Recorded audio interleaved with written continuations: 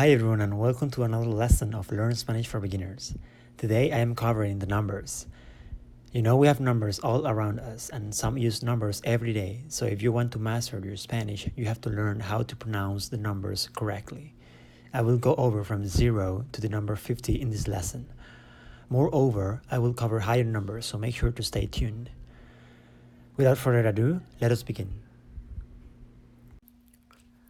0 0 1 1 2 2 3 3 4 4 5 5 6 6 7 7 8 8 9 9 10 10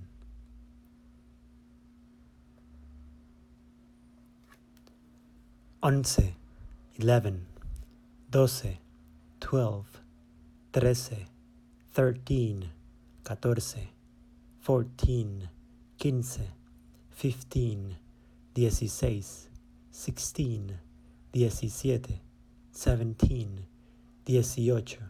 18 18 19 19 20 20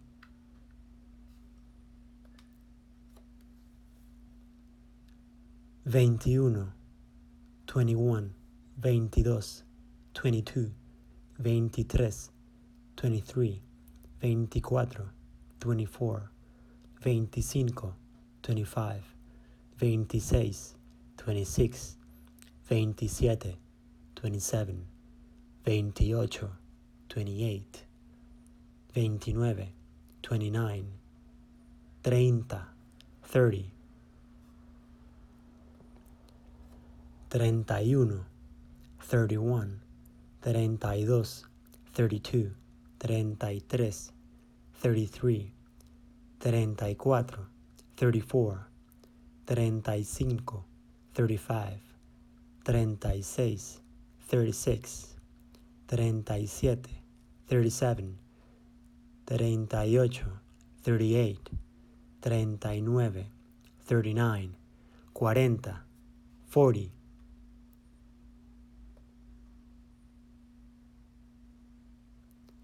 41 41 42 42 43 43 44 44 45 45 46 46 47 47 48 48 49 49 50 50.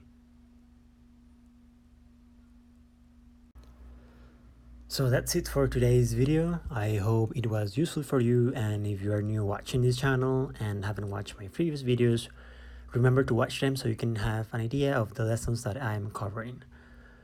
So that's it. Thank you guys and see you soon. Hasta luego.